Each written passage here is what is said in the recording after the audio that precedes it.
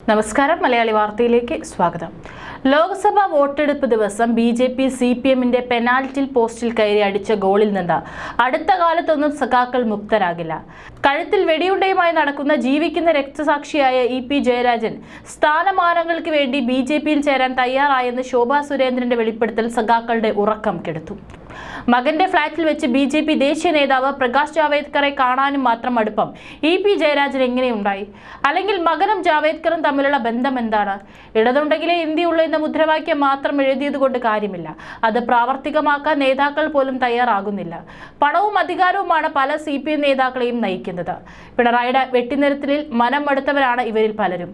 ഇന്നത്തെ കോൺഗ്രസ് നാളത്തെ സി.പി.എം. എന്ന പരിഹസിച്ചുകൊണ്ടിരുന്ന സി.പി.എമ്മുകാരുടെ തലയിൽ ഇടിവെറ്റേറ്റതുപോലെയായി ജാവേദ്കറെ കണ്ടെന്ന ഇ.പി. ജയരാജന്റെ സമ്മതം. ഇതോടെ പിണറായി ജയരാജനെ തള്ളിപ്പറഞ്ഞ് രംഗത്തെത്തി. അങ്ങനെ വോട്ടെടുപ്പ് ദിവസം തന്നെ നേതാക്കൾ തമ്മിലടിച്ചത് പ്രതിസന്ധി രൂക്ഷമാക്കി. കോൺഗ്രസ് നേതാക്കൾ സി.പി.എമ്മിനെ വളഞ്ഞിട്ട് ആക്രമിച്ചു. ബി.ജെ.പി. ആകട്ടെ ഇ.പി. അല്ല സി.പി.എമ്മിനെ കുഴിയിൽ ചാടിച്ചതിന്റെ ആവേശത്തിലായിരുന്നു.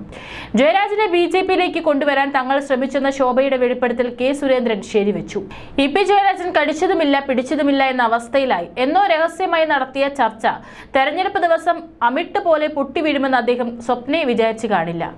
ചില കോൺഗ്രസ് നേതാക്കളെയും മക്കളെയും ബി.ജെ.പിയിലേക്ക് കൊണ്ടുവന്നെങ്കിലും കേരളത്തിൽ യാതൊരു പ്രയോജനവും ലഭിച്ചില്ല. അതോടെ ബി.ജെ.പി. കളം മാറ്റി ചവിട്ടുകയാണ്. അതിന്റെ ഭാഗമായാണ് സി.പി.എമ്മിലെ നിരാശരായ നേതാക്കളെ വല വീശി പിടിക്കാൻ ഇറങ്ങിയത്. സി.പി.എം. സംസ്ഥാന സെക്രട്ടറി പദം, പോളിറ്റ് ബ്യൂറോ അംഗത്വം എന്നിവ കിട്ടേണ്ട തന്നെ പിണറായിയും സംഘവും വെട്ടിനിരത്തിയതോടെ ഇ.പി. സി.പി.എം. ദേശീയ നേതൃത്വവുമായി ഇടഞ്ഞു നിന്നിരുന്നു. ആ സമയത്താണ് ബി.ജെ.പി. ഓപ്പറേഷൻ നടത്തിയത്.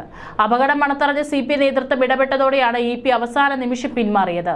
ഇ.പി. അന്ന് പോയെങ്കിൽ അത് അന്നവിടെ അവസാനിച്ചേനെ. പോകാതിരുന്നത് ബി.ജെ.പിയെ ചൊടിപ്പിച്ചു. അവരതിന് പകരം വീട്ടുകയും ചെയ്തു. ദല്ലാൽ നന്ദകുമാർ ബി.ജെ.പി. സ്ഥാനാർത്ഥി അനിൽ ആന്റണിക്കും ശോഭാ സുരേന്ദ്രനുമെതിരെ നടത്തിയ വിവാദ വെളിപ്പെടുത്തലുകൾ അവർക്ക് വലിയ ക്ഷീണമാണ് ഉണ്ടാക്കിയത്. അതിന്റെ ക്ഷീണം തീർക്കാനാണ് ജയരാജന്റെ നെഞ്ചത്തടിച്ചതെന്ന് രാഷ്ട്രീയ നിരീക്ഷകർ വിലയിരുത്തുന്നു. രാഷ്ട്രീയമായി സി.പി.എമ്മിന് കനത്ത തിരിച്ചടിയാണ് ജയരാജൻ എപ്പിസോഡ് വരുത്തിവെച്ചിരിക്കുന്നത്.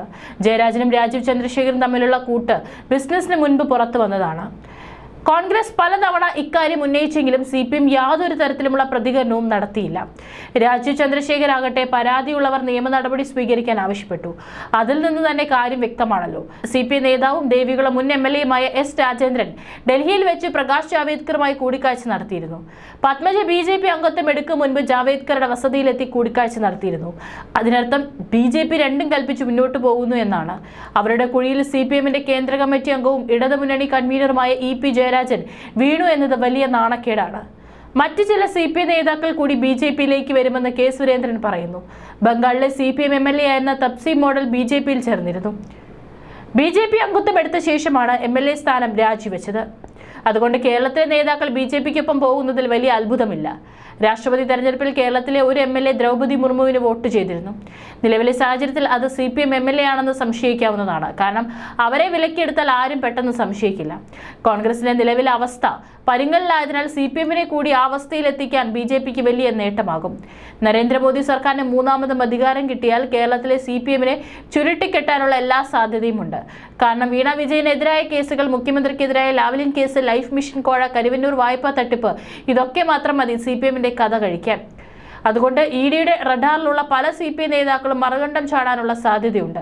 എൻ.കെ. പ്രേമചന്ദ്രൻ പാർലമെന്റിൽ വെച്ച് പ്രധാനമന്ത്രി നരേന്ദ്രമോദിയുമായി ആഹാരം കഴിച്ചതിനെ വലിച്ചുകീറി ഒട്ടിക്കുകയും ഇന്നത്തെ ആർ.എസ്.പി. നാളത്തെ ബി.ജെ.പി. ആണെന്ന് ആഘോഷിക്കുകയും ചെയ്ത സി.പി.എമ്മിന് കൺവീനർ ചിറ്റപ്പൻ കൊടുത്ത പണി യു.ഡി.എഫ്. ആഘോഷിക്കുകയാണ്.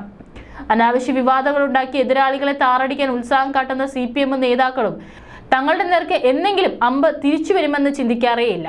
വന്നാലും എന്തെങ്കിലും ക്യാപ്സ്യൂൾ ഇറക്കി തടി തപ്പാൻ നോക്കും.